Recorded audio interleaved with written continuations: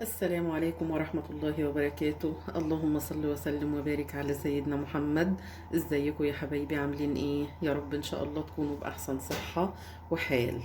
النهاردة ان شاء الله هعمل معاكم كيكة الرواني او كيكة البسبوسة. الكيكة دي من الكيكات الجميلة جدا، بتبقى هشة وخفيفة وبتبقى مسقية بالشربات كده، بتبقى حلوة جدا. هنعملها ان شاء الله مع بعض دلوقتي خطوة بخطوة. اهم حاجة تابعوني لنهاية الفيديو عشان ما يفوتكوش خطوة، وما تنسوش اللايك والشير لدعم القناة والاشتراك وتفعيل زر الجرس للكل عشان يوصلكم مني كل جديد. عندي هنا اول حاجة زي ما احنا قلنا، احنا عندنا هنا هنسقي الكيكة بتاعتنا بالشربات. فاول حاجة هنعملها، انا جبت هنا عندي كوباية ونص من السكر، حطيت عليهم كوباية ونص من المية وعصرة ليمونة كده، وهقلبهم كويس. اقلب فيها كده لحد ما السكر ينزل خالص، ويا ريت تخلي بالك ما تخليش سكر يطلع على احراف الحله عشان السكر ما يسكرش منك. فانت تقلبي بالراحه كده وما تخليش سكر يوصل لفوق كده. انا دوبت السكر كويس اهو، هحطه بقى على النار دلوقتي ونيجي نعمل الكيكه بتاعتنا. عندي بقى المكونات بتاعه الكيكه، نسمي الله كده ونبدا نشوف المكونات بتاعتها. معايا هنا ده كوبايه من السكر، سكر عادي مش مطحون. وعندي ده كوباية من سميد البسبوسة او دقيق البسبوسة اللي احنا بنعمل بيه البسبوسة. وعندي هنا دقيق ابيض كوباية برضو نفس المعيار، يعني الكوباية دي انا معايرة بيها الزيت اهو، هي اللي معايرة بيها السكر، معايرة بيها دقيق السميد بتاع البسبوسة، معايرة بيها الدقيق. ودول معايا بيضتين، احنا المفروض 3 بيضات، نحط 3 بيضات، بس انا هنا حطيت بيضتين لان البيض ده بصفارين، فعشان كده انا حطيت بيضتين بس. انتي لو هتعملي البيضه بصفار واحد هتحطي 3 بيضات، انا هنا حاطه 2 علشان هما بصفارين. وعندي هنا ده كوبايه من الزيت وكوبايه من الزبادي، رشه من الملح، معلقه من الخل، وكيك شيف كيس، والفانيليا. دي المكونات بتاعت كيكة الرواني. الكيكة دي ان شاء الله هتعملوها هتبقى جميلة جدا، تحفة. جبت انا بولة بقى عندي هنا، هبدأ اول حاجة هنزل بيها البيض. بصي البيض ما شاء الله مصفرين، يعني البيضة كبيرة، ما تنفعش ان انا احط بقى 3 بيضات، فانا هحط بيضتين لان هي ما شاء الله البيضة كبيرة. فالبيضتين من ابو صفارين هيعادل ال3 بيضات من الصفار الواحد اهو. وهبدأ انزل عليهم بالسكر، هضربهم كويس بالمضرب. وانا بضرب كده هنزل بمعلقة من الفانيليا كده، الفانيليا السائلة دي طبعا نكهتها بتبقى قوية. هنزل بمعلقة كده صغيرة واضرب كده. بعد ما ضربت البيض بالسكر شوية كده هنزل بالزيت واضرب برضو تاني.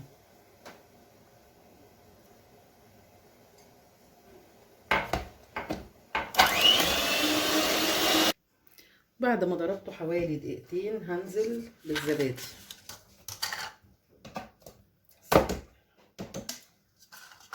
وانزل بمعلقه الخل. معلقه الخل دي جميله جدا في الكيكات، بتدي نتيجه حلوه. ابدا اضربهم مع بعض برضو. وده شكل الخليط اهو بعد ما ضربته بالقوام ده. هبدا دلوقتي بقى انا اللي عندي الحاجات الجافه، الدقيق. هفتح كده كيس الكيك شيف وهنزل عليه واقلبه كويس كده، وانزل برشه الملح. اقلب دول كده مع بعض كده. بعد ما خلاص قلبتهم مع بعض كده كويس، هجيب بقى الخليط بتاعي واسمي الله وانزل بالدقيق، عليه البيكنج باودر وعليه رشة الملح، وانزل بكوباية السميد بتاعة البسبوسة بتاعتي، وهقلب بالمضرب برضو، اقلبهم كده مع بعض.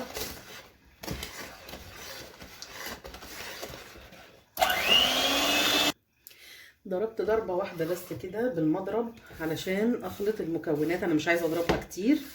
وبعد كده هلمها كده بقى بالاسباتيولا واديها تاني. بص القوام ده هو ده القوام اللي انا عايزاه.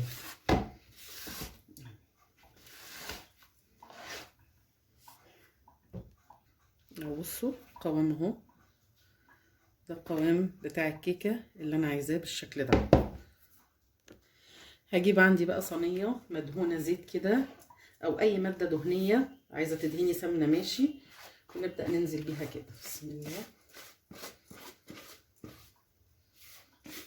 بعد ما نزلت بالخليط بتاعي ابدا اسويه في الصينيه بالشكل ده.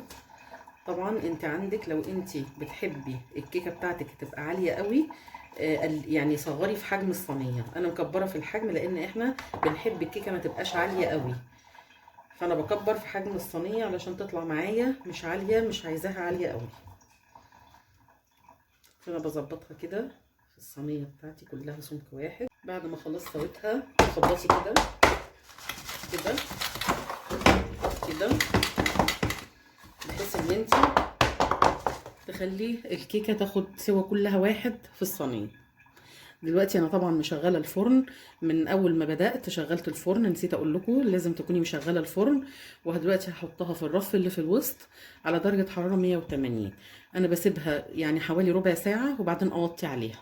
طبعا انت كل واحده بتبقى عارفه تسويه الفرن بتاعها. كده خلاص الكيكه بتاعتي استوت بالشكل ده. هبدا انزل عليها بالعسل بتاعي او بالشربات بتاعي سخن. هي سخنه والشربات سخن.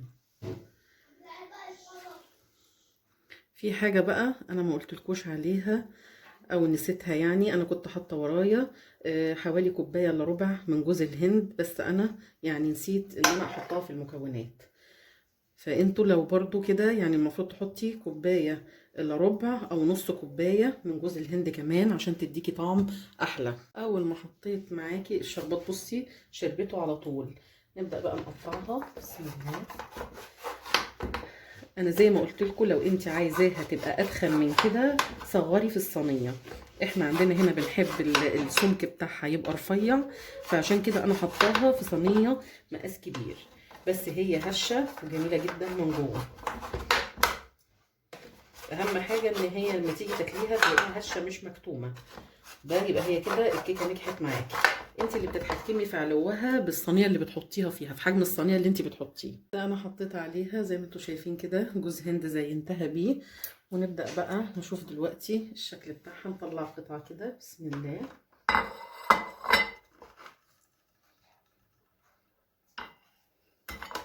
بصوا ما شاء الله هشه من جوه وجميله جدا. طبعا انا السمكه زي ما قلت لكم ده انت بتتحكمي فيه بالصينيه اللي انت عايزاها. عايزه سمكه اعلى من كده حطيها في صينيه صغيره هتجيب معاكي العلو اللي انت عايزاه. بصوا بقى نشوف كده بالمعلقه. بصوا ما شاء الله. بصوا تحفه. يا رب ان شاء الله الطريقه بتاعت النهارده تكون عجبتكم وتنفذوا الطريقه بتاعتي وتقولوا رايكم في الكومنتات.